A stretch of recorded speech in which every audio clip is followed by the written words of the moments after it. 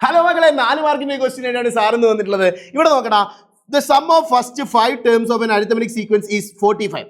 Sum of next 5 terms is 95. അങ്ങനെയാണെങ്കിൽ ഒന്ന് ഇവിടെ സൂക്ഷിച്ച് നോക്കിയേ.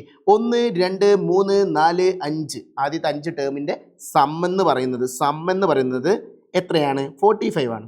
അടുത്തത് 6 7 8 9 10 അടുത്ത 5 ടേമിന്റെ സം എന്ന് പറയുന്നത് 95 എന്നാണ്.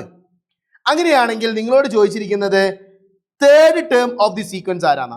എടാ സം ഇവിടെ തന്നിട്ടുണ്ട്. തേർഡ് ടേം എന്ന് പറഞ്ഞാൽ നമ്മുടെ മിഡിൽ ടേം അല്ലേ? മിഡിൽ ടേം കണ്ടുപിടിക്കാൻ പണ്ട് സാറ് പഠിപ്പിച്ചൊന്നൊരു ഇക്വേഷൻ ഉണ്ടല്ലോ.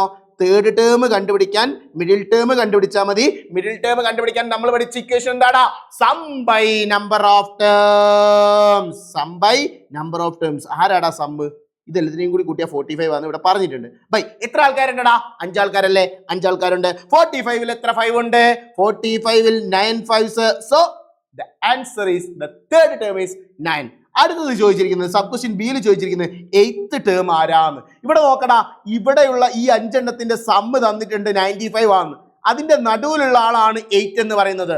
എടാ നോക്കടാ, ഈ 5 എണ്ണത്തിന്റെ നടുവിലല്ലേ 8 എന്ന് പറയുന്നത്. സോ വീണ്ടും മിഡിൽ ടേം, മധ്യപദം, എന്ത് പദം? മധ്യപദം. യെസ്. സോ 8th ടേം കണ്ടുപിടിക്കാനുള്ള ഇക്വേഷൻ എന്ന് പറയുന്നത് എന്താടാ?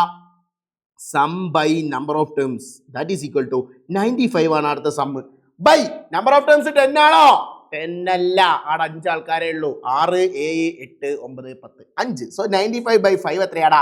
95-ൽ എത്ര 5 ഉണ്ട്? 19. സോ നമുക്ക് എന്ത് കിട്ടി? 8th ടേമും കിട്ടി. അങ്ങനെയാണെങ്കിൽ കോമൺ ഡിഫറൻസ് കണ്ടുപിടിക്കണം. എടാ നോക്കടാ, എങ്ങനെയാ കോമൺ ഡിഫറൻസ് കണ്ടുപിടിക്കുക?